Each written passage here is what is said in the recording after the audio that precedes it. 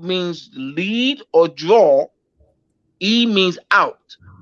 So the drawing out of a person's innate talents and abilities by imparting the knowledge of languages, scientific reasoning, history, literature, rhetoric, etc. The channels through which those abilities would flourish and serve. A quantum leap was taken from the above definition to the new dehumanizing definition used by the experimental psychologist found in an outline of educational psychology, Barnes and Noble, New York, 1934, revised edition by Rudolf Peitner and others. The truly revolutionary definition claims that, quote, learning is the result of modifiability in the paths of neuron conduction. Explanations of even such forms of learning as abstractions and generalization demand of the neuron's only growth, excitability, conductivity, modifiability. The mind is the connection system of man, and learning is the process of connecting. The system response formula is adequate to cover learning of any sort, and the really influential factors in learning are readiness of neurons, sequence and time, belongingness, and satisfying uh, consequences. Let's look at the first part. Learning is a result of modifiability. So when you're modifying, what are you doing? Learning is the result of the modifiability in the paths of neuron conduction. So you're changing. Explanations of even such forms of learning as abstraction and generalization demand on the neurons only growth, excitability, conductivity, and modifiability. So this is a control. This definition came about through the experiments on animals.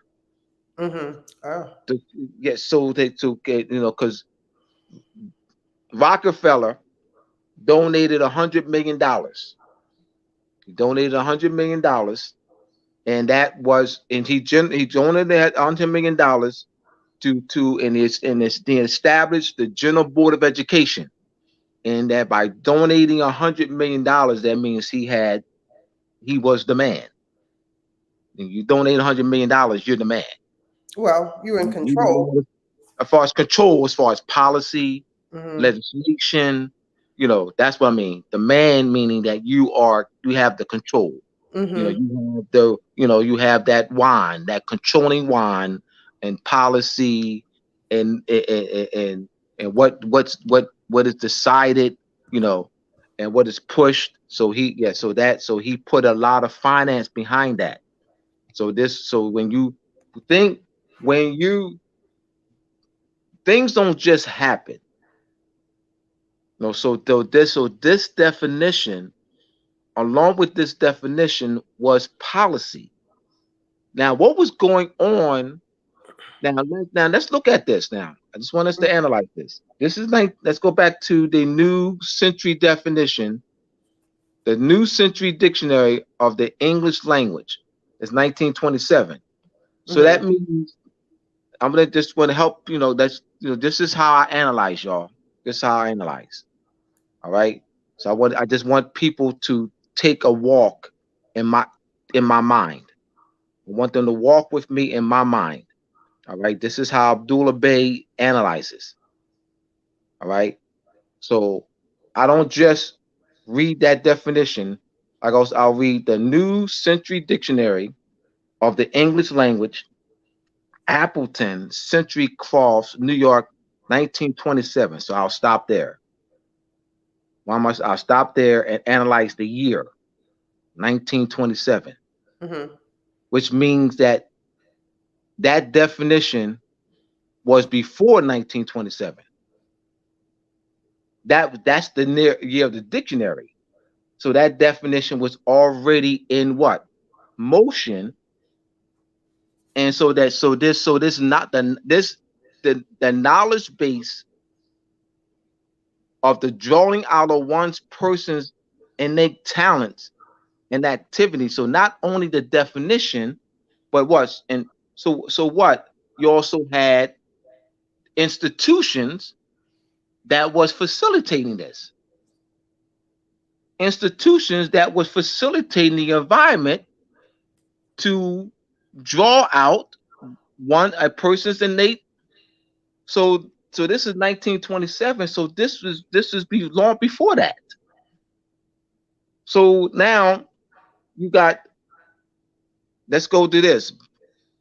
An online of educational psychology, Barnes and Nobles, New York, 1935, revised. I mean 1934.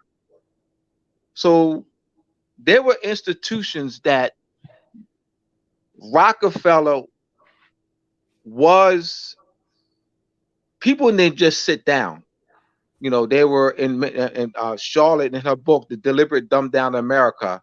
She chronicles that in New York and Minnesota, that there were people who were up in arms about this.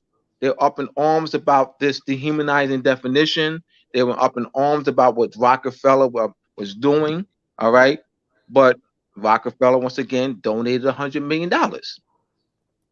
So you can be up in arms all you want.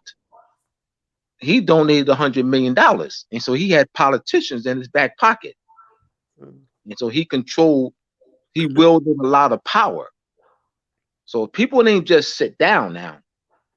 They didn't just fold their hands and not fight. They did. They did. So it's been said that education means animal training. Education doesn't mean animal training. That is the dehumanizing, the distorted definition that was later applied to the word education. It doesn't mean animal training. That's the dehumanizing definition. All right. Who said it means animal training? I won't say the name. Oh, okay. I won't say the name. Okay. All right. Yeah, so that's been going around, you know, and then so people have been picking that up, you know. So I wanted to show people this. Mm-hmm. I don't want them to say Abdullah Bey. I don't want them to say Abdullah said anything. You don't need to do that. You don't need to say Abdullah said anything. This is why we're showing these references. Just analyze the references. You know, and I've seen, Najma, that is a weakness in this Moorish movement that I have observed for 30 years, that with conscious Moors, that they would watch somebody on YouTube or TikTok or Facebook, and they come away with so-and-so said. I don't hear them say so-and-so said and so-and-so presented sources to support what so-and-so said. I never hear that. I only hear so-and-so said. I never hear so-and-so said. I mean, that's the claim. So-and-so said is the claim. I never hear this. So-and-so presented supporting evidence to support his or her claim. I never hear that. So I'm doing this, Najma, to raise our level of epistemological reasoning. I'll explain that. Epistemology is a branch in philosophy, or how one how one knows knowledge. It's a systematic way of learning, a systematic way of thinking. So this meaning that when you listen to someone listens to me and I make a claim, what you want to listen to now is what supporting information do I present to support my claim. As soon as I make the claim, all right, you're gonna listen, continue listen. All right, I'm listening for support. I'm listening for support. Abdullah's not giving support. Well, like Abdullah spoke for 2 hours, and so when you listen, you have to keep the claim in mind.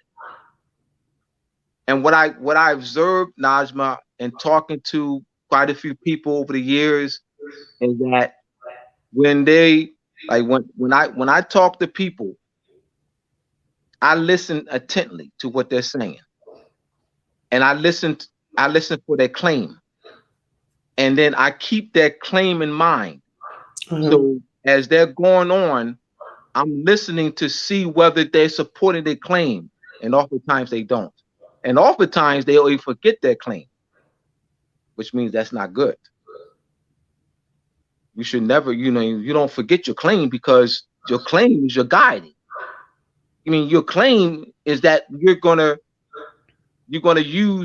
need the claim so that you can see whether the person is supporting the claim or not. You got to support the claim. And so it's important that we go. So we go on. We're going to the day. Let's go to the article. I came across this article last week. Which article? The article I sent you last week. The one you said is still we still want to use this one. Yeah, we don't. No, that's. Oh, you know what? Let's see. You know what? Go back to page 2. I saw something. I think that was. Is that? Hold on. Not this one. 1 minute. You said page 2. Yeah. No, of this. Yeah. Go back to page 1. Let's go to the bottom of page 1. Okay. An in-depth understanding of the deplorable situation found in our nation's schools today is impossible without an understanding of the redefinition in the above statements. Education in page 2. Education in the 21st century will, for the majority of youth, be workforce training. See, that is the humanizing. What did it say? Something training? I can't. It's too small, so I know that. Workforce training. Okay. Yes. Thus the need for Pavlovian Skinnerian methodology based on operative conditioning, which in essence is at the heart of the above dehumanizing definition of education. This sowing of the seeds through redefinition will reap the death of traditional liberal arts education through the advent of mastery learning, outcome-based education, and direct instruction, all of which will be performance-based and behaviorist. So how we were taught, Najma, in school is based on the redefinition, the dehumanizing redefinition of education. So which means that this gives insight, because that what were the type of instructions that were given on before Rockefeller. What was the type of instruction that was given? I mean, in 1927, Rockefeller. You're saying in 1927 this was going on. Before he donated the 100 million, all right, and orchestrated, and funded Dewey and Frederick T. Gates and funded the psychology lab in Chicago University, all right, and established the General Board of Education, which was established by Rockefeller. All right. Before that, what was the type of instructions or the methodology in the 1800s? Mm-hmm. What was the methodology in the 1817, 1600s, 1700s, 1800s? What was the methodology? And what you go to what to understand that, go to the 1927 definition of education. The 1927 definition of education gives you insight on what the mindset. That's a mindset, a drawing out of one's innate ability. So what you facilitate methodology to what? An environment that will facilitate a drawing out of one's innate ability. That means it's already, your innate means what? Born with. You're born with. A drawing out of it. Drawing out means what? You're not putting it in. Drawing out means you're not putting it in. Innate means you're born with that. So this really, let's not read past things, just stop and analyze. All right, so we'll go right to the article. I'm going to do that for about another 10 minutes, and then we'll go into the main lesson. Okay. Let me get the article. Mm-hmm. 1 sec.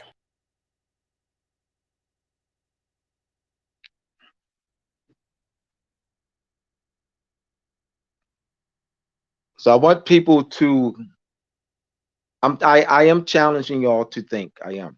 And that's what I do. I'm challenging people to think. I do. And I know, and I won't stop it. I know I frustrate people. I know I can be a pain in the ass. I know. I'm not a pain in the ass. I'm viewed by some as a pain in the ass because you have not been challenged to think.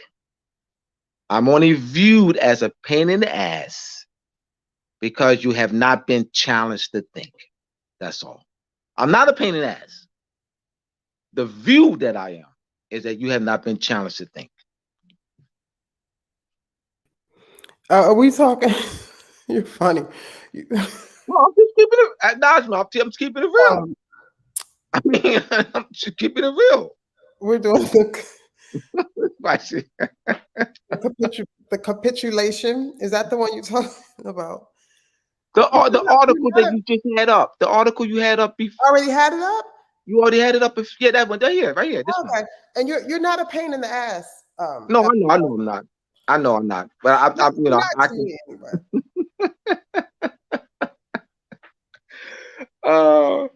The origin of education. I came across this article last Thursday. Before the 2 hours before we were scheduled to go on. Mm-hmm. The origins of education and mandatory schooling. All right, this ties into what her book. This ties into Charlotte. All right, the origins of education and mandatory schooling prior to the late 1800s.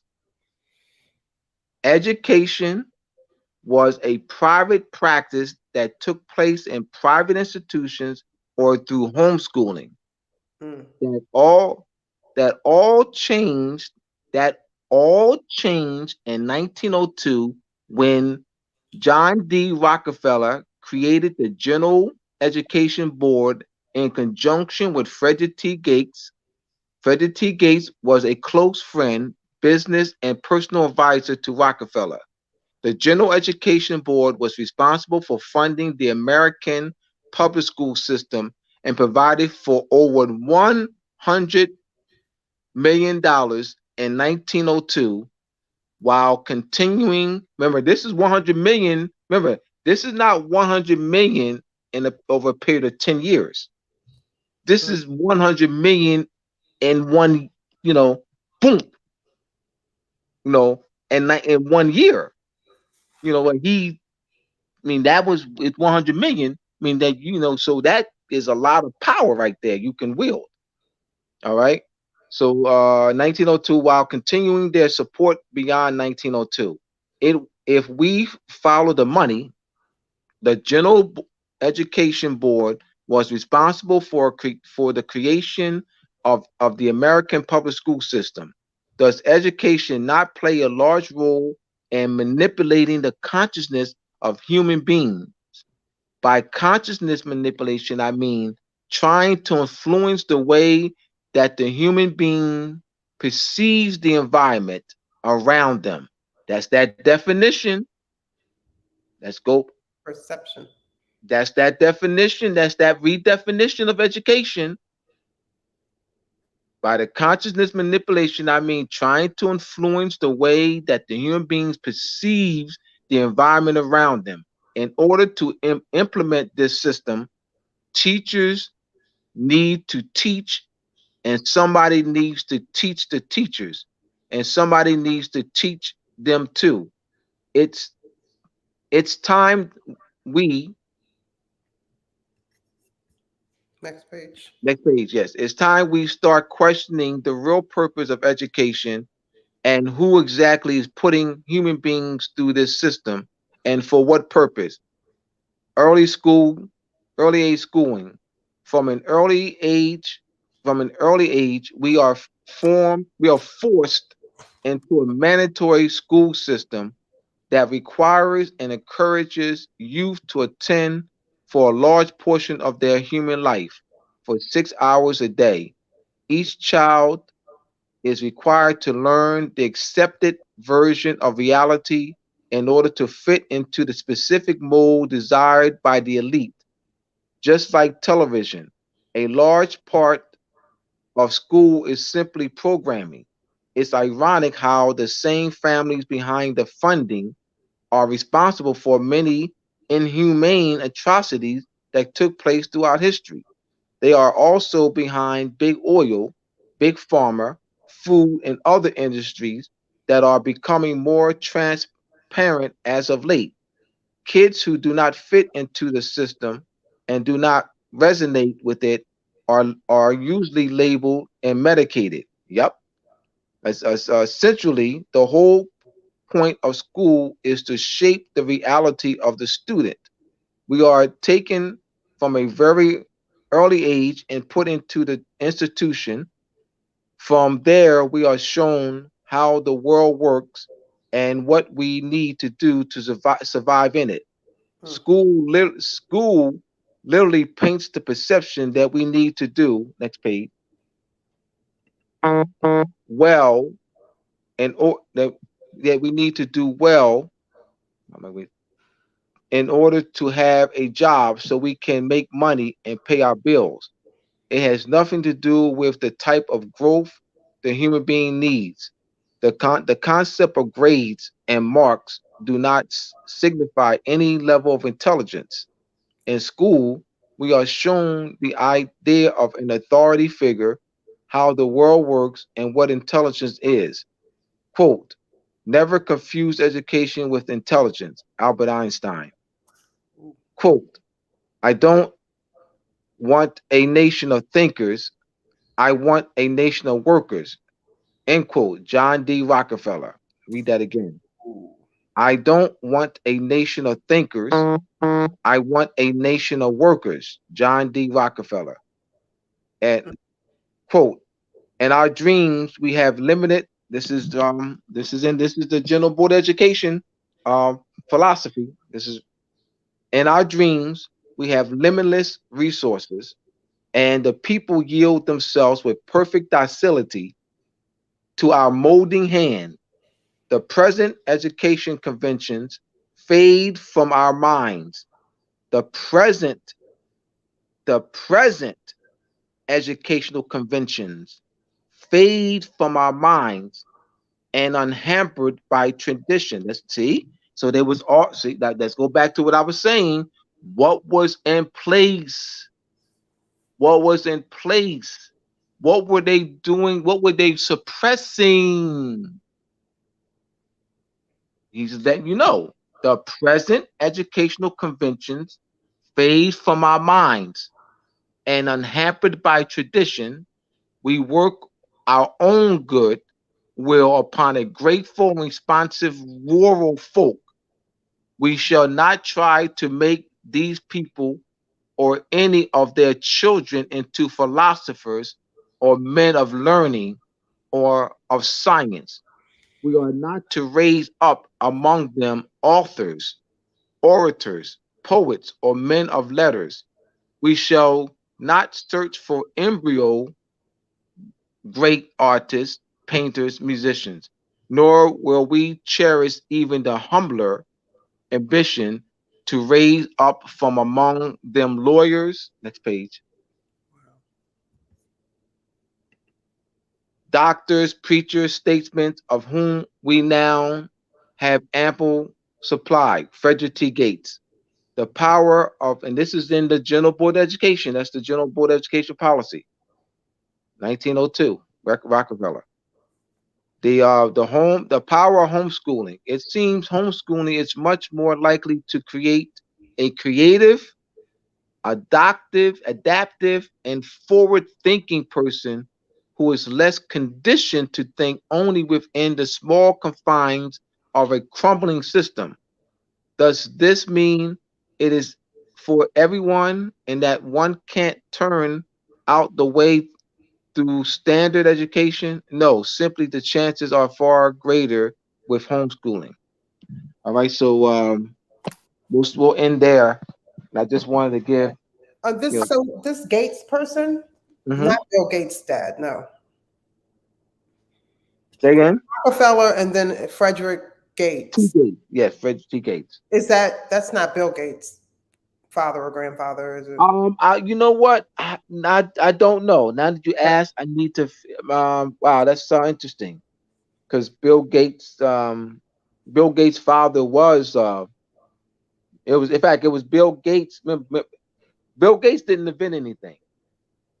You know, his father, being influential. He just got the patents. He didn't even when he was in college. Leaving college at 19 years old. You know, so one of his classmates invented that. He just got his father was able to can get the patent on it, but Bill Gates didn't invent anything. No, I was just wondering if this is Frederick Gates. I'll look it up. Later. To tell you this, there's somebody research that. This Chase. Someone in the chat to see if Frederick Gates and Bill Gates are related. Yeah, they're related. Yeah, his father. He'll get. I forget Bill Gates' father's name, but Bill Gates' father was influential too. So, wow, that's interesting. Yeah. So the public school system is just dumbing everybody down, no matter what, because it's their books. McGraw-Hill, that's what we had when I was in school. That's what we had too. Yep, McGraw-Hill. Yeah, McGraw-Hill was. Yep. Interesting. But the key to my presentation is to show that education does not mean animal training. That is the connotative, dehumanizing. That's the dehumanizing definition of education. That dehumanizing definition of education is animal training. And education doesn't mean animal training. The dehumanizing definition of education is animal training. And I wanted the people to see for themselves. And also, I want people for their work is to look up the etymology for erudite. Look up the etymology for erudite. I sent that to you, Najma, the etymology of erudite. That's for your people's homework. Look up the etymology of erudite. Okay. And they're going to be, you're going to see that all right, what you think erudite is not what you think it is. What you think erudite is not what you think it is. Okay, What so you think. someone in the Mhm. chat said Frederick Gates and Bill Gates are not related. We're not related. All right. Okay, All Erica. right. So we'll go right to our main lesson for the day. Okay, I was looking up. I was trying to find the erudite. Oh, go do erudite, please. No, before we judge, yes, please Oh, do. okay. Give me No, a please do. second. Let's stay on it. Let's stay Give on me it. Mm-hmm.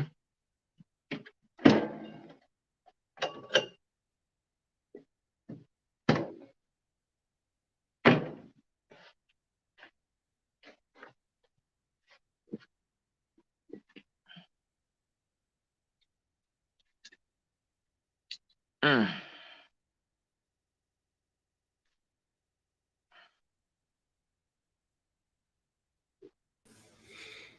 Okay.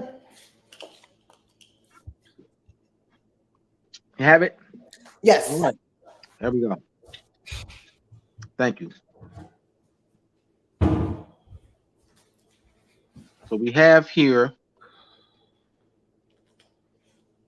and this is the etymology. Yes, it is. All right. So now, I want people to keep in mind the etymology of education. The 1927 New Century Dictionary, a drawing out of a person's innate ability, right? A drawing out of a person's innate ability. Now let's look at erudite. I don't want them to say Abdullah said anything. Do you know erudite derives from the Latin eruditus, the past participle of the verb erudere, meaning to instruct. Oh, to instruct. Hold on. Education, a drawing out of a person's innate ability. Erudite, to instruct. Education, a drawing out of a person's innate ability. Erudite, instruct. So where does erudite doesn't mean a drawing out of a person's innate ability. Erudite means instruct. The etymology of the word erudite, instruct. A closer look at the verb shows that it is formed by combining the prefix e, meaning missing or absent, with the adjective rutus, which means rude, all right, or ignorant. Rutus is also the source of the English word rude. We typically use rude to mean discourteous or uncouth, but it can also mean lacking, refined, or uncivilized. Taking these meanings into account, erudite stays true to its next page. Did you get it's true to its etymology. Someone who is erudite has been transformed. Someone who is erudite has been transformed from a roughened or uninformed state to a polished and knowledgeable one through a devotion to learning. All right. Education means what? A drawing out of one's innate ability. A drawing out of one's innate ability. Erudite means you're rough, that you got to be smoothed out. I mean, like a stone, a rough stone. You have a rough stone. All right, just drawing an analogy here. And then, you got to, you know, get that stone to be smooth. Hey, Nazma, the Yes. stone is erudite. The stone is now erudite. It was rough, and I worked it, and All right. The stone is now erudite. But education means what? Drawing out of one's innate. It doesn't mean that you're rough. It means that you already have the talent in you.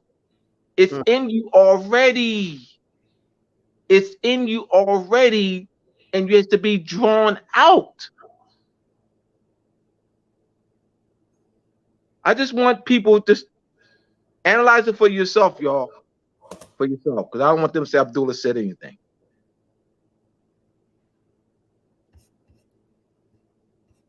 Because you know, people have challenged me and said I should not be using the word education because it means animal training. That I should be using the word erudite. People have challenged me and said, meaning that I should not use the word education because it means animal training, and I should use instead the word erudite. I want them to see it for themselves. That's why I'm doing this. So they don't have to say Abdullah said anything. You're not going. You're not going to have a bunch of Abdullah Bey said. You're not going to have that. I'm against that. I work hard to have people not say that. That's why we presenting information. That's why we presenting it. Because there's too much of so and so said. So and so said. That is weakness. That's not raising a people. That's being handicapped. You're handicapping them. You're handicapping them. You're not raising them. You're handicapping. You're not raising them. You're handicapping them. Yeah, we don't need to be handicapped. That's for sure. No, it's it's called enabling. Like the difference between helping. Enabling doesn't mean helping. Enabling is handicapping. Yes. It's not helping.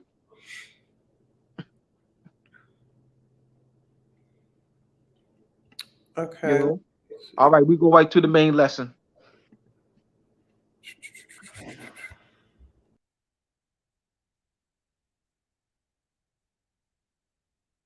All right, so we have today's lesson. Main lesson for the day is in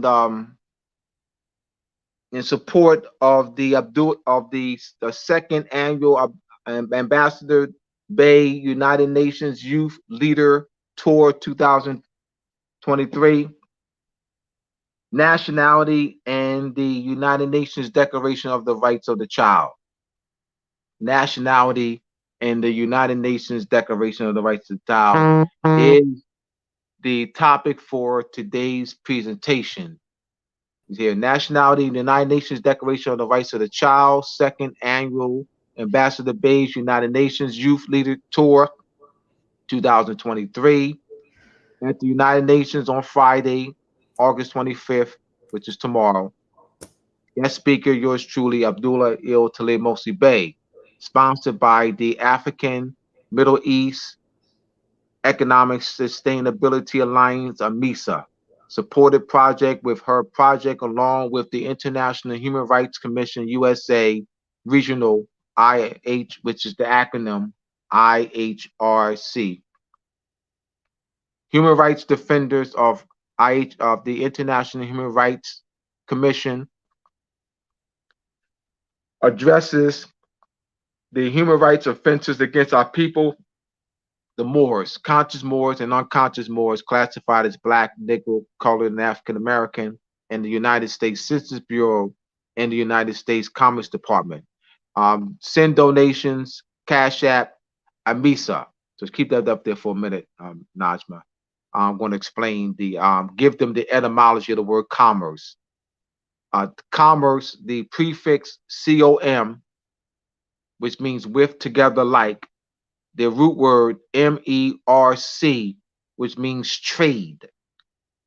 Merc means trade, merchant. mercantile, merchandise, trade. So why is the Census Bureau? Why is the Census Bureau in the Commerce Department? Why is the Office of Management and Budget in the Commerce Department? Census Bureau is in the Commerce Department. Merc means trade. And there's a race code. United States has a race code for nationalities are listed on the race codes 01, 02, 03. Has 01, that's black, 02, white, 03, and they got listed nationalities. All the world's nationalities, the world's nationalities are listed under race codes.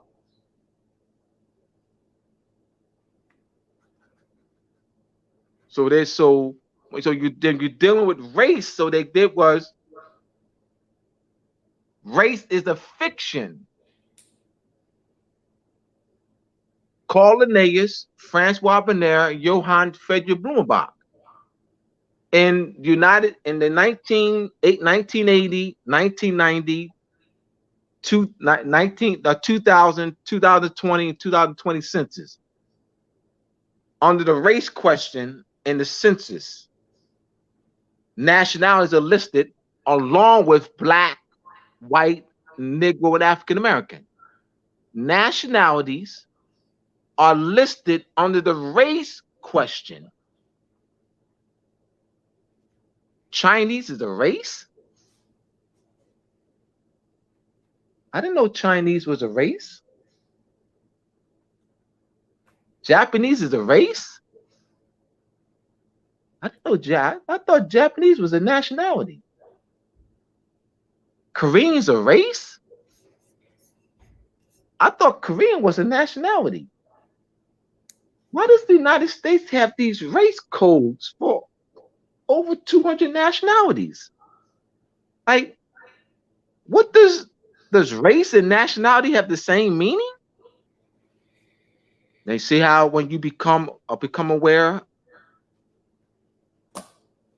and this goes on every day. All right. So send off donations to Cash App Amisa. All right. So we'll next page. All right. So here, this is excerpt of chapter 11 of Moors and Masonry Part 2. And that's coming from chapter 11 is on page, I have the book in front of me, 340. Page 340, chapter 11 starts on page 340 of Moors and Masonry Part 2. To get Moors and Masonry Part 2, go to moorsandmasonry.org. It's also across the stream. We also have the Moroccan Post Media YouTube page for the Moroccan Post of a Moorish Treaty Protection and Constellations 101, Moorish Treaty Protection and Constellations 201. Those are free classes, about 16 classes. We also have the Moorish Body Politic Formation, Constitutional Governmental Principle course, which embodies 12 classes. That's the Moroccan Post Media YouTube page, which has been going across the screen for the past hour. All right, teaching Moorish nationality to 5,000 students in the Kansas City Public Schools. Restoring Moorish treaty and consular protection. Restoring Moorish treaty and consular protection through Moorish government structure for our children, and through the study of the principles of nationality, genealogy, heraldry, vexillology, study of flags, sillogeology, study of seals, numismatics, study of coins, ancient world history, modern history, monetary history, ancient world culture, government, political science, jurisprudence, international law, law of nations, and treaty studies. Our children need this. Our children need this last year, 10 years ago, 20 years ago, 50 years ago, 100 years ago. Our children need this.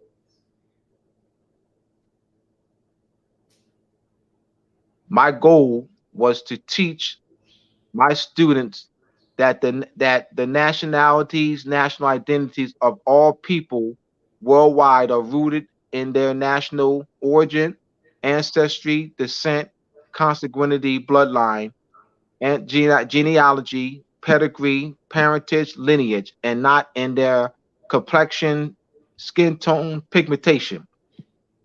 I taught these lessons on nationality to 5,000 students of Moorish descent classified as Black, Negro, Colored, and African American in the Kansas City, next page, public schools for 10 years in support of the United Nations Universal Declaration of Human Rights, the United Nations Declaration of the Rights of the Child, the International Year of the Child, 1979. I taught the principles of nationality to 5,000 students in the Kansas City public schools for 10 years. Section 1 of the United Nations Universal Declaration of Human Rights states, quote, everyone has a right to a nationality. Principle 3 of the Declaration of the Rights of the Child states, the child shall be entitled to a name and nationality. In 1979, then President Jimmy Carter signed an executive order creating a national commission for the International Year of the Child. I want to thank former President Jimmy Carter for supporting the International Year of the Child. To show my support for the United Nations Universal Declaration of Human Rights, United Nations Declaration of the Rights of the Child, the International Year of the Child, 1979, I developed a nationality curriculum for my students. I wanted to provide my students with a quality education in civics and social studies as nationality relates to national origin, ancestry, inheritance, birthrights, land right claims, the law of descent, the law of succession, family names, surnames, last names, citizenship, international law, recognition, and treaty protection, national sovereignty, and national government. Let me read that again. Nationality. See how important nationality is?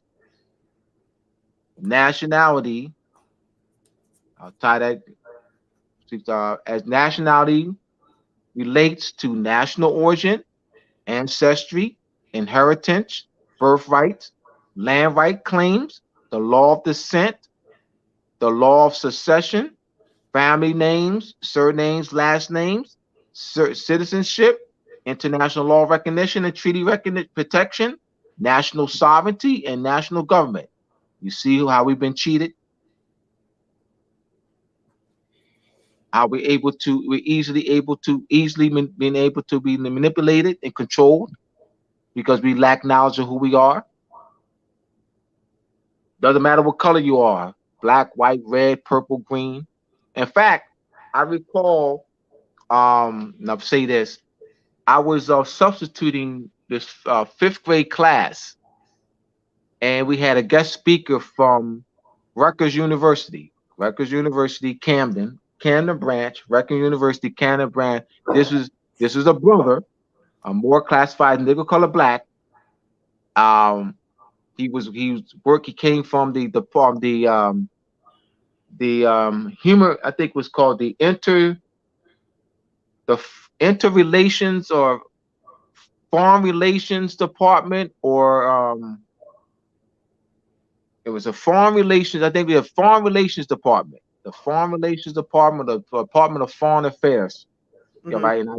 And I recall that, why? Because I'm like, and because he said to my students, this was years ago, he said during his presentation to my students, it doesn't matter what you call yourself, black, white, red, purple, and orange. This is the reason why I'm mentioning, highlighting Foreign Affairs Department. Foreign Affairs Department at Rutgers University in Camden. It doesn't matter what you call yourself, black, white, red, purple, orange. We're all the same. That's what he said. I looked up in shocked, bewildered, dismayed, disappointed. So this dumbing down of our people regarding nationality or the lack thereof makes us easy victims. And we're just the pickings for the world. I'll continue. I use an interdisciplinary, next page. I use an interdisciplinary approach to teaching my students nationality. I incorporated civics, social studies, geography, history, international law, political science, etymology, semantics, genealogy, heraldry, vexillology, and silesiology into my lessons. Section 1 of the United Nations Universal Declaration of the Rights of the Child, everyone has a right to a nationality. Principle 3 of the United Nations Rights of the Child states, the child shall be entitled to a name and nationality. All right. Now let's look at names. When you're looking at family names or surnames, what they call last names, our people not having the knowledge that surnames, last names, or family names are based in consanguinity, national origin, ancestry, descent. So say, well, my last name, well, you're German? You're Irish? You're French? No, I'm black. No, all right, but I'm confused. That's an English name, English family name. That's a French family name. That's an Irish family name. What I'm saying is that we're clueless when it comes to that. We just say my family name. That's called social engineering.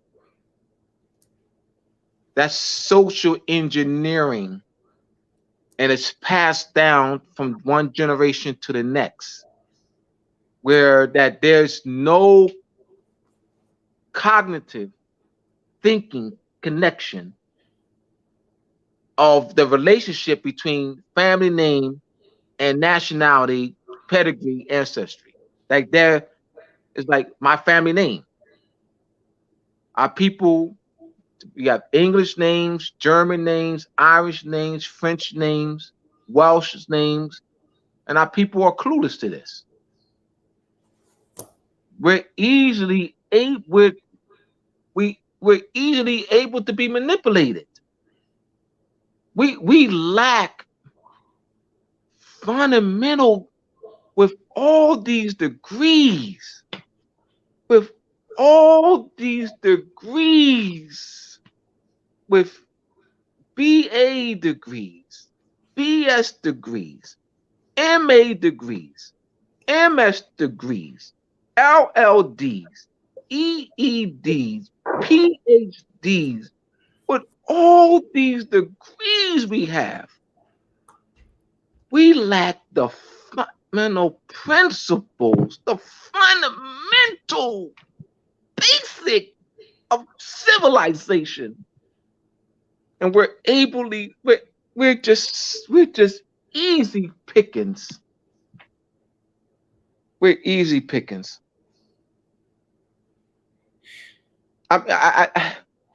we really think, I know that because the degrees, we're really educated because of the degrees.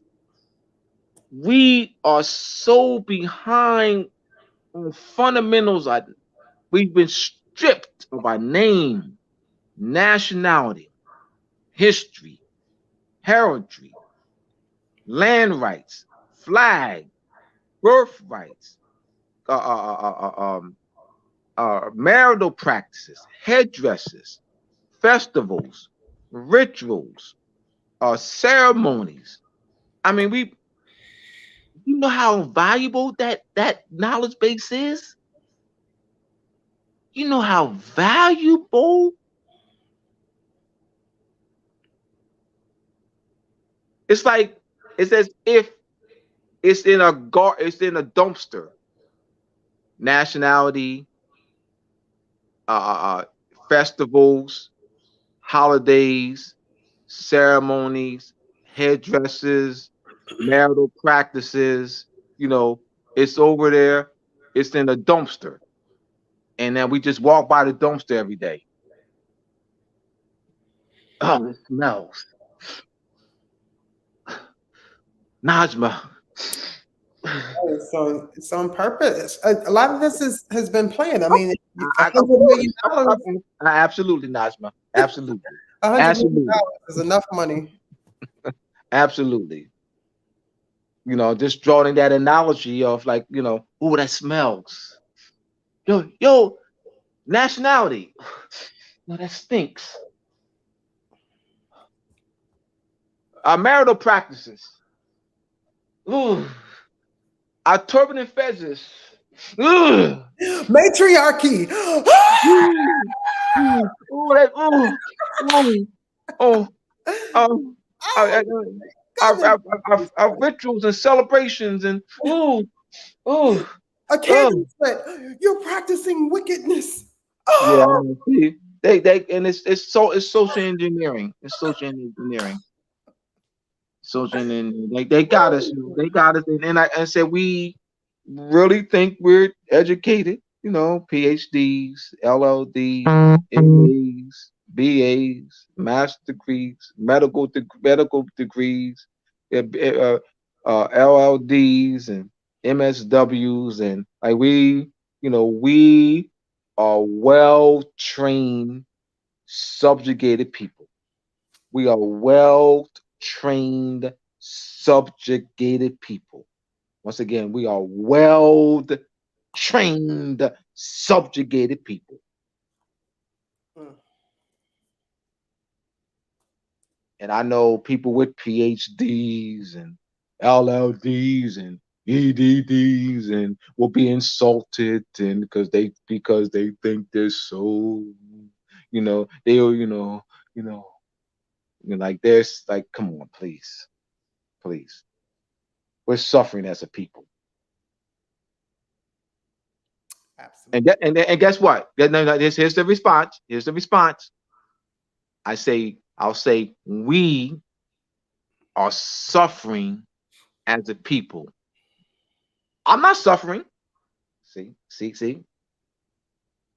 I'm gonna say again. We are suffering as a people. What do you mean? I'm not suffering. I got a 6-figure job.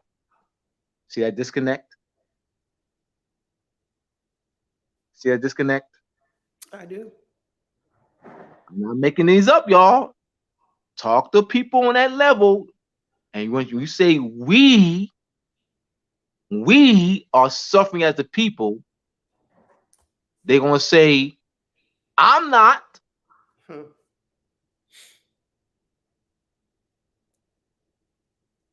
It's true. You're right.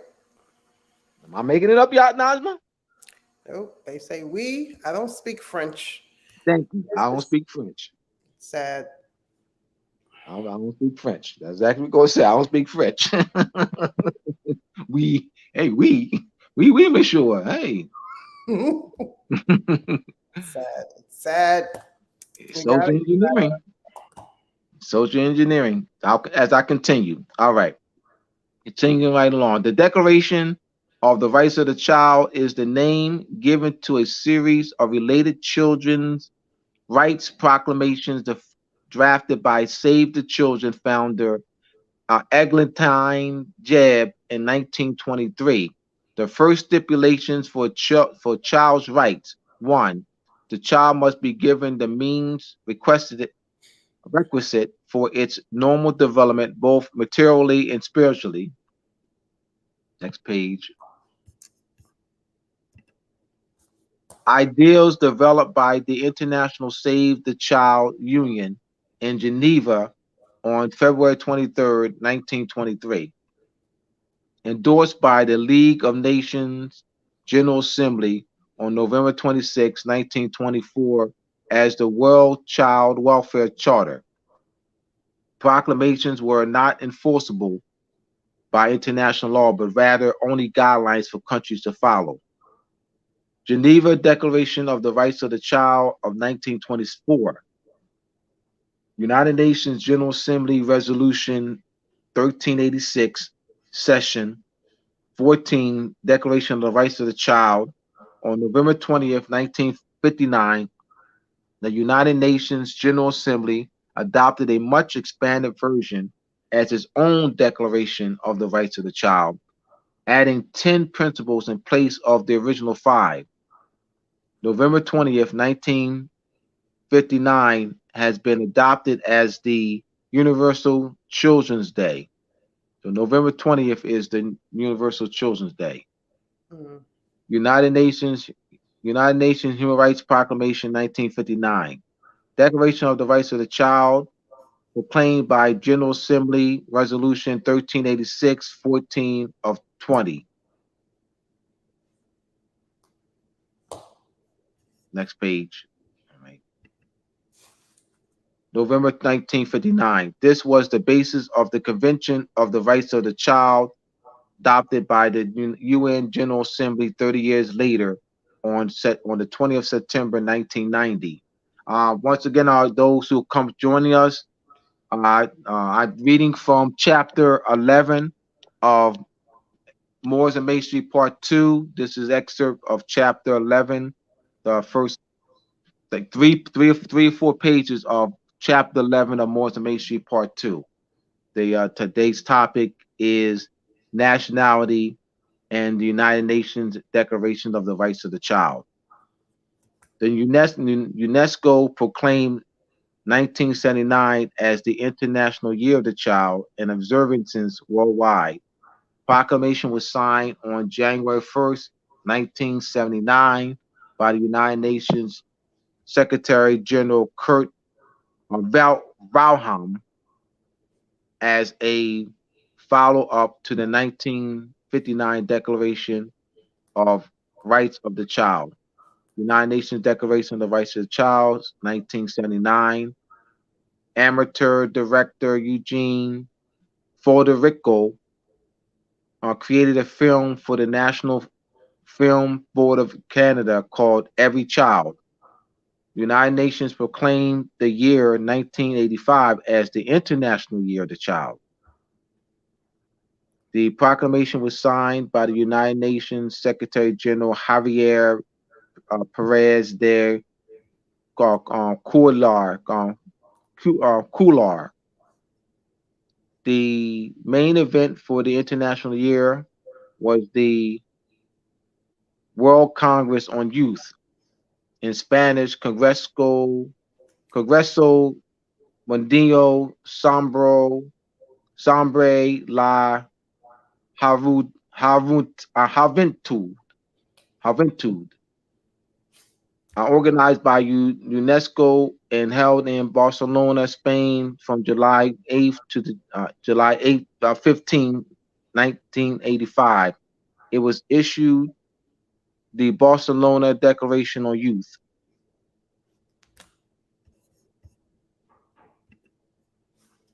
International Youth Conference and World Youth Festival, Kingston, Jamaica, April 6th to 10th, 1985, issued the Kingston Declaration on Youth. Friendly gathering of youth,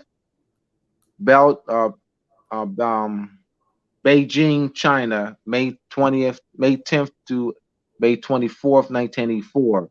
The 12th World Festival of Youth and Students, Moscow, USSR, July 27th to August 3rd, 1985. International Year International Youth Year Conference on Law, Montreal, August 5th to the 9th, 1985. Center for Social Development and Humanitarian Affairs efforts resulted in the UN Convention on the Rights of the Child, 1989. I wanted to offer this, we're going to put this in the book so that I can educate people on these past international conferences on youth. That you can start incorporating, this knowledge. So that's why I wanted to offer this, and I wanted to do this tonight as I am scheduled. I am the guest speaker tomorrow for the Ambassador Bay's the 2023 second annual Ambassador Bay's uh, United Nations Youth Leader Tour 2023. So I thought that this would be fitting. This is it's timing. Timing that I do this tonight. And that bring the energy, carry the energy into tomorrow. Yes. As I do lives, tomorrow morning. So make that connection. It's good. It's good timing. Definitely. I gotta get the flyer. I'll get it in a minute. Yes. United Nations Convention on the Rights of the Child. You talking about the flyer for the 8th? Yeah, we're gonna put that up there too. Yes. The United Nations Convention on the Rights of the Child, adopted the 20th of November 1989. On September 2nd, 1990, the United Nations Convention on the Rights of the Child became international law. All became international law. See how this, culminated into, the Convention on the Rights of the Child becoming international law. So though it took a while, but with the intention of, world conferences, so you see the intention that was given. So that this is, I want to bring this up. So you see the importance of structure. You see the importance of structure here. We're talking about conventions, world conferences. This is structured. All United Nations members states except Somalia, South Sudan, and the United States. The United States has, I believe, since signed it. I have to look more into. Let me check that out. Next page. United States are party to the convention. All states except Somalia, Sudan, South Sudan, and the United States are party to the convention. And that, I think, I have to check to see if that has changed. The United Nations Convention Rights of the Child Convention consists of 54 articles that set out children's rights and how governments should work together to make them available to all children. Under the terms of the convention, governments are required to meet children's basic needs and help them reach their full potential. The 54th articles that address the basic human rights of children everywhere are Hashim's not with us, but everywhere entitled to the rights to survival, to develop to the fullest, to protect from human harmful influences, abuse, and exploitation, and to participate fully in family, cultural, and social life. Four core principles of the UNCRC Convention: non discrimination, devotion to the best interests of the child, the right to life, survival and development, and the respect for the views of the child. Under the convention, a child is defined as every human being below the age of 18 years or less. Under the law applicable to child, majority is attained earlier.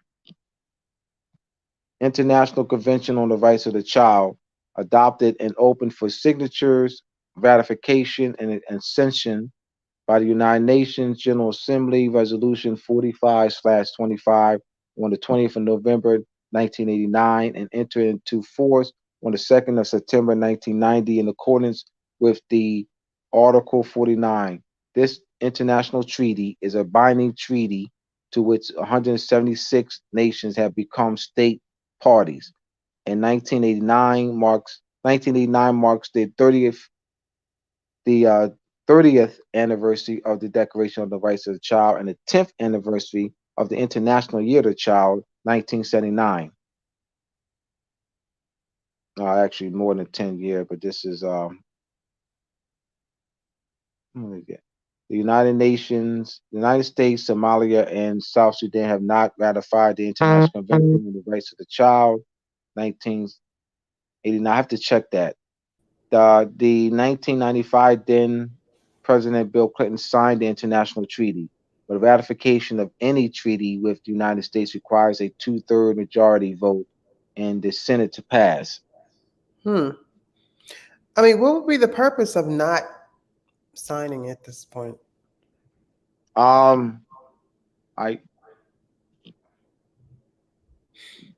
have to see if they have. So let me check that out. Yeah. Well, it's been signed but not ratified. Right. So Jimmy Carter, when you were talking about Jimmy Carter actually did sign, correct? No, Jimmy Carter. What Jimmy Carter did was in 1979. International. It's the International Year of the Child, 1979. So there were festivals worldwide. There were festivals worldwide. So Jimmy Carter, he put together a commission, all right, so that funding could be used for a festival. But there was not a festival here. It was not a festival here, but Jimmy Carter did acknowledge it. He did acknowledge the International Year of Child. So he did acknowledge that, so but it was not, he didn't sign at that time the declaration. Bill Clinton did 1995, but at that time Congress did not ratify it. And I have to find out, has Congress since ratified it? I'll look into that.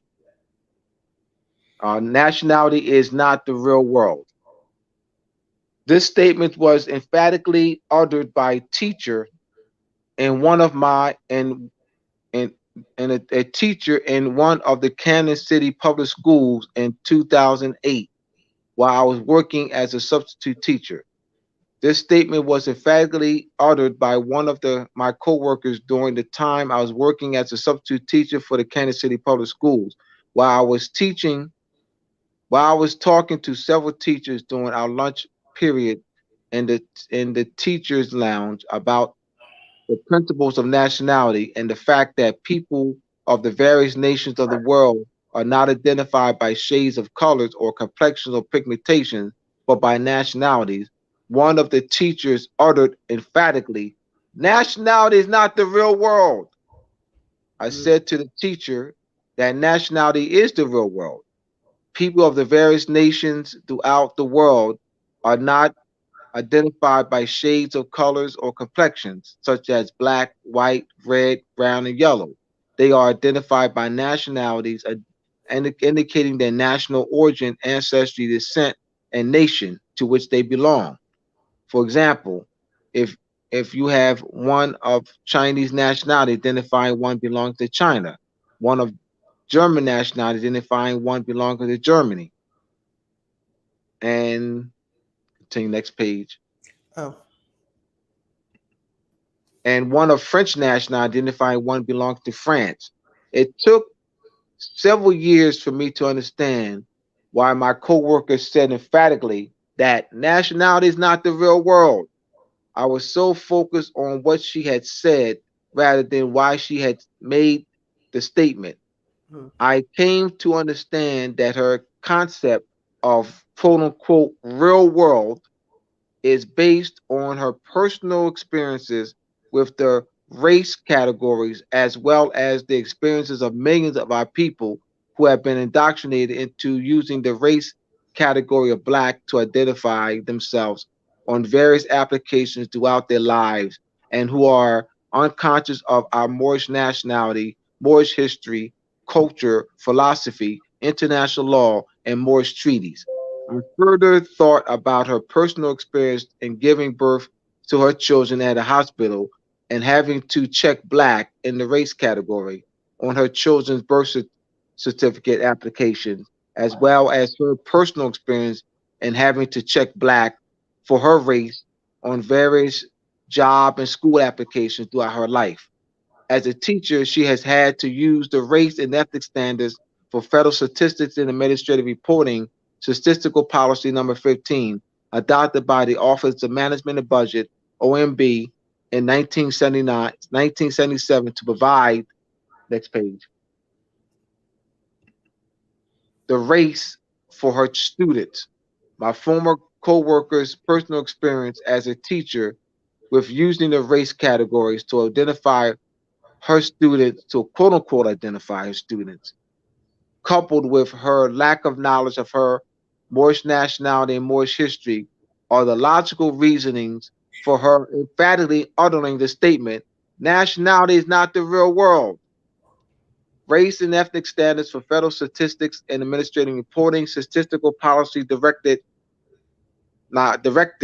number 15, American Indian or Alaska Native, Asian or Pacific Islander, Black, Hispanic, White.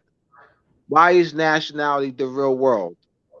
International Convention on the Rights of the Child, 1989, Article 7. The child shall be registered immediately after birth and shall have the right from birth to a name, the right to acquire nationality, and as far as possible, next page, the right to know and be cared for by his or her parents. My challenge in teaching the principles of nationality to 5,000 students in the Kansas City Public Schools for 10 years was that all the students whom I had taught used the term white and black, used the terms white and black to identify, quote unquote, identify people. Furthermore, I was confronted with criticism from some of the students, for they have been indoctrinated all their lives that the human family with the various nationalities and national orders are quote unquote identified by skin tone, skin color, skin tone, complexion, pigmentation, black, white, brown, red, and yellow. The students who are classified as black in the race and ethnic standards for federal statistics and administrative reporting, directive policy number 15, strongly believe they are black because of the light, brown, and dark complexions of their skin. The Puerto Ricans, the quote unquote Puerto Ricans, quote unquote Hispanics, quote unquote Latino students even think that their classmates are quote unquote black because of their light brown and dark complexion. The schools in the United States are mandated by the Office of Management and Budget of the United States Census Bureau and the Commerce Department to classify their students using the 5 race categories in Directive Policy number 15. Because I am in support of the United Nations Declaration of the Rights of the Child and the International Year of the Child, 1979, I developed an interdisciplinary curriculum that focuses on teaching next page, the students the principles of nationality and the connection it has to ancestry and national origin, names of national lands and governments, inheritance, birthrights, genealogy, and family names, surnames, last names, the law of succession, the law of descent, national sovereignty, constitutional protection, recognition, as well as international law and treaty law. an interdisciplinary approach to teaching the principles of nationality, teaching across the curriculum, the 7 liberal arts, the trivium, grammar, logic, rhetoric. Next page. Quadrivium, arithmetic, geometry, astronomy, music. I taught my students the foundation of nationality and its application. The study of nationality taught as the foundation for the study of history, civics, international law, geography, social studies, genealogy, heraldry, vexillology, syllogiology, and coat of arms, family names, surnames, last name, clan names, nationality and its connection to consanguinity, genealogy, descent, ancestry, national origin, pedigree, parentage, lineage, nationality and its connection to family names, surnames, last name, clan names, nationality and its connection to national, next page, national sovereignty, nationality and its connection to citizenship, nationality and its connection to international law, nationality and its connection to domestic law, nationality and its connection to treaty protection, nationality and its connection to recognition and protection, constitutional recognition and protection, nationality and its connection to human rights, vocabulary, words to define, nationality, national origin, consanguinity, ancestry, descent, genealogy, pedigree, parentage, and lineage. This is all. This is the help. Those who are listening, those who have my book. This is to help the adults and structuring curriculum and teaching. So this is why I put this in the book. This is why I'm doing this tonight to give guidance on so you can see that the nationality is at the center of all of this, and it can be incorporated in every avenue of study. And Was this a public school? What's that? Was this a public school? Yeah, Kansas City Public Schools. I taught at different ones. It was not just one. I taught at like 7 to 8 of them, different ones. You incorporated your own. Yes. Yes, I taught 5,000. Yes, absolutely. I taught this. This was not the staff didn't. I mean, the teachers. I mean, the principals and stuff didn't know. Right. Like I didn't give. This was. I had to this. This is how the lessons came about. The lessons came about when students would ask me. I always wore my tar boots. So the students do not associate the tar boots with the land. They don't associate the tar boots here. That is like I'm somewhere else. I came from somewhere else. Like I came from Afghanistan. So I was born and raised in Afghanistan or somewhere. I was puzzled. I was really, really puzzled because my accent is the same as theirs. Like I was puzzled. Like I don't speak with a distinctive accent. I'm born and raised in Camden. I'm teaching in a Camden. They're born and raised in Camden.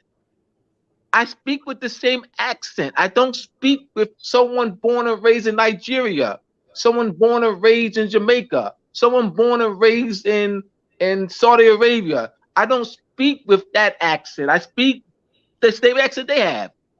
So I was puzzled because many students asked me that, Mr. Bey, where you from?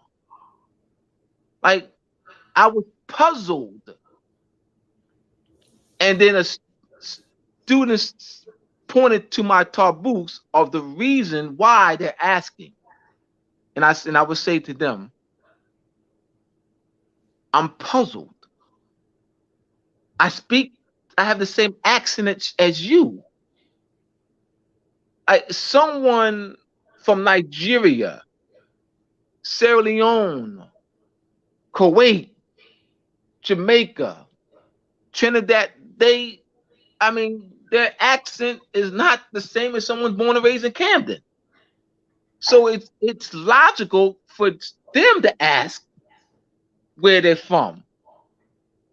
It wasn't logical. It wasn't logical. I apologize that I deal with logic. It wasn't logical for them to ask me where I'm from. They would ask me as if I was from another land, like, but it's the taboos. It's the taboos. That's why they ask me. Mm-hmm. The taboos. Mm-hmm. So they don't associate the taboos as, tying to the land. They don't think that it's that. They don't see the taboos as being indigenous to the land. They see us that foreign to the land. They see the taboos as foreign to the land. Yeah, we really, so a lot. So you would have, Mr. Bey, where you're from, and so I would say that I'm native, indigenous, aboriginal to the land that you're on. Mm-hmm. What does that mean? So those lessons, that's how the lessons came about. Mr. Bey, what are you? Well, I'm a male. I'm a male. I would, they would get, now you know what he mean. We know what you mean. You know what we mean. So that, so I developed, so I became more structured in my lessons. Mm-hmm. I became more structured, taught them what money is, I became very structured in my lessons. So this is part of the structure. This is part of the structure lessons. Good. It's more too. I have more in the book, So I even have the etymology of surnames, English names, family names, French family names, Irish family. I have the etymology. So that's not here, but I have that in the book. So it's more in the book. Mm-hmm. We want to fill some questions? Yes. More statements and questions. What'd you say? I want to end at 10:30 because I got to. Yeah, you gotta get up. You got a big day. Yeah, so. Somebody said study the 1870 U.S. naturalization requirement laws. Somebody said Moors have to state that we have been fraudulently branded U.S. citizens without requiring adherence to the U.S. naturalization laws. This is a crime against humanity, denying Moors their humanity. Someone said, here's a question. If Article 20 of the Treaty of Peace and Friendship already recognizes consular jurisdiction, what is the purpose of a letter rogatory? All right. A letter rogatory, you have what's it called, the that came about through a international convention, the convention on the letter rogatory, and it's a letter of rogatory for judicial assistance, and so letter of rogatory ties into consular relations. The reason why you would have a letter of rogatory, because you're dealing with foreign affairs, so you're dealing with judicial assistance. So we say that if you want to get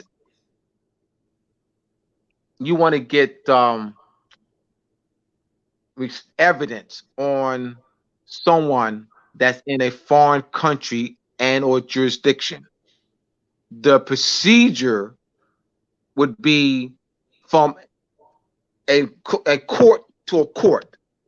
So the French court will send a letter of rogatory to the German court, asking for judicial assistance, or somebody says someone in Germany, that somebody in Germany had that they want to get some help with an investigation. So that's that, so to get assistance and help in investigation on that German, all right, they would have to be done through a letter of rogatory. Okay. Yes. So once again, we're dealing with the diplomatic channels. Right? All right. Somebody said Abdullah is on fire. Somebody said he is so right. To deny a nation of people their nationality is a crime. Absolutely. To be a U.S. citizen, you must denationalize your Moorish nationality, which is a requirement of the U.S. naturalization requirement laws. All right, all right, all right. Well, that person is using nationality in a sense of citizenship, right? Since you can't denationalize your nationality. That's all right. So it's not denationalizing your nationality. It would be your allegiance. It's allegiance, not nationality. It's not de. All right. He or she is using nationality in a political sense. That's birthright theft. That's corruptive birthright theft to use nationality in the sense of citizenship. Because nationality is based in pedigree, ancestry, lineage, descent, blood. In 1935, I love gives you know me, I'm a source guy. I gotta get because I don't want people to say Abdullah said anything. That's right. That's right. The 1935 German Nationality Act. In that act, Germany used German in a consanguinity sense and not in a political sense. Prior to that, German was used in a political sense, but they made it clear in the 1935 German Nationality Act that German would be used in its consanguinity sense, which is its proper sense. What's been happening, Najma, and those who are listening, is that nationality has been interchanged with citizenship in the international arena. That is a corruption. The Article 15, Section 2 of the United Nations 1948 Declaration of Human Rights reads, everyone has a right to change his nationality. Najma, that's a construct. That is a deceptive construct. You can't change your bloodline. See that? See how I did it? See what I did? See, it's important that we understand that nationality identifies your bloodline, your ancestry, your lineage, your national origin, your pedigree, your descent. So it's not a denationalizing or more your nationality, it's allegiance. It's changing your allegiance. It's renouncing allegiance and what? Proclaiming. It's renouncing allegiance. Renouncing allegiance. All right. Now we don't need to renounce allegiance. Hear me out, please. I'm glad this came up, man. See how this I'm trying to, I mean, because it needs clarity. Najma, I come to your house. I subjugate you and your children. I subjugate you and your children. You don't have allegiance. That's not allegiance. I'm subjugating you. I then 10 years later, I released the physical chains. But prior to that, I draft a legislation that you're now citizens of my body politic. Remember, you're in captivity now. You're in a subjugated captivity state. I did not make you whole. I denied you your right to self-determine. Like, you're not determining that. You are destitute. You're in captivity. You're subjugated. I am determining for you. I'm determining for you. So you go, that's not allegiance. You weren't restored, Najma. I didn't restore you. I didn't restore you. I didn't make you whole. I didn't enforce post-millennium. I didn't return you to your original condition. And then you're now in a state of being restored. And then now you can decide, after being made whole and being restored to your original condition, whether you want to be a citizen or not. But if you are in a subjugated state, a state of captivity, destitute, that's not allegiance. So there's no renunciation of allegiance on our part. We in that subjugation. We have to make the argument. Look up subjugation in international law. We have to bring forth the argument. All right, please, my brother, hear me out, my brothers and sisters. Please hear me out. We have to invoke international law. Conscious Moors are using United States laws, United States Constitution, United States legislation. We must invoke international law. We must invoke international law. We must use the term subjugation. When you use the term subjugation, it now places the subject matter in the venue of international law. We keep putting it in the United States venue. We keep in the United States venue. We got to take it out of the United States venue. Take it to the international venue. Use the word subjugation, because now you're talking a subjugation of a nation of people. And tied to subjugation is also a denial of their rights of sovereignty and self-determination. We lack knowledge. I said this last week, Najma. We must increase our knowledge of international law and treaty studies.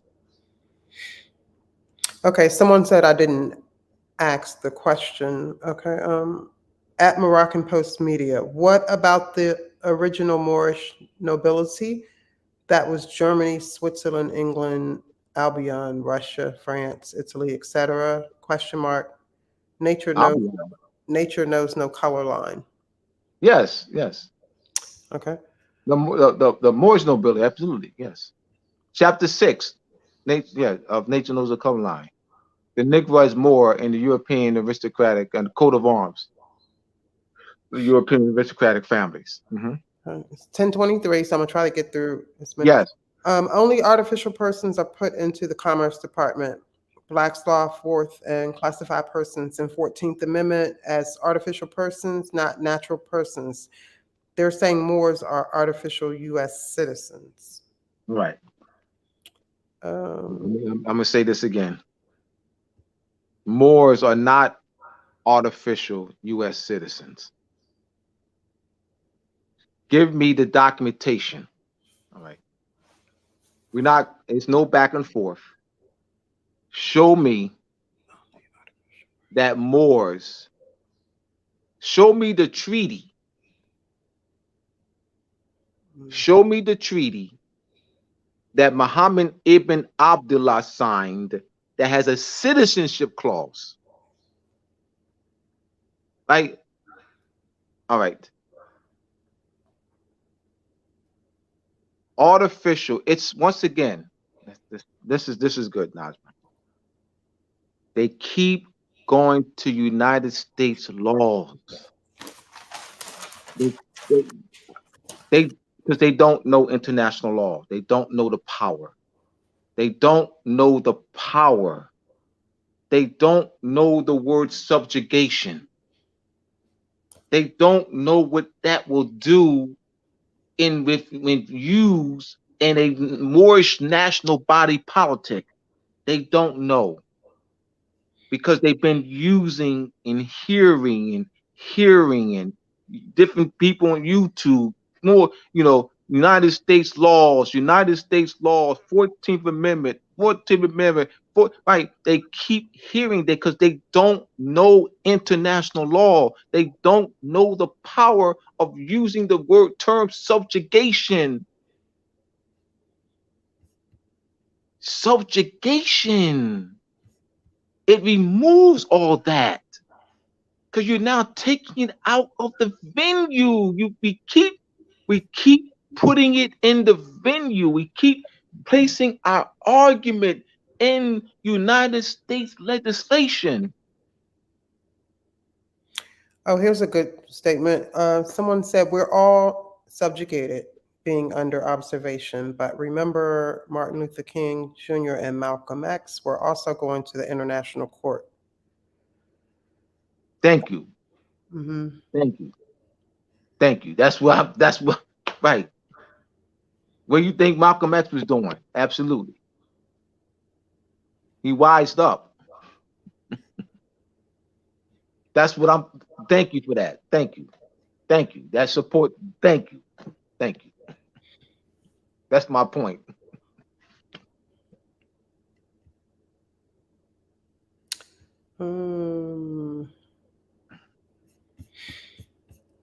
Okay, that's all right.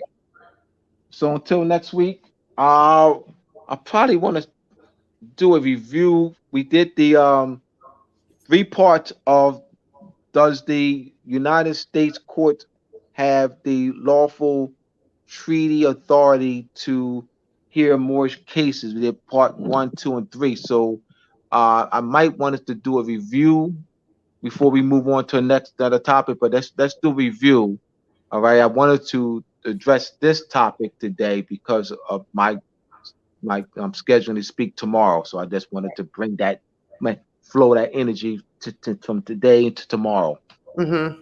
So we're going to do a review. Look at reviews. The Moorish Treaty. Does the United States courts have lawful treaty authority to hear Moorish cases? Parts 1, 2, and 3. So that's those were the last 3 presentations we've done. Review those, and we're going to do a review next week. Okay. Can you give us a quiz? Yes. In the review, we'll give a quiz. Perfect. All right, everybody. Thank you for joining us. I hope everybody has a good week. And Abdullah, be safe. We will see you next week. And yes. Peace and love and light, everyone. All right. Peace, everyone. Peace.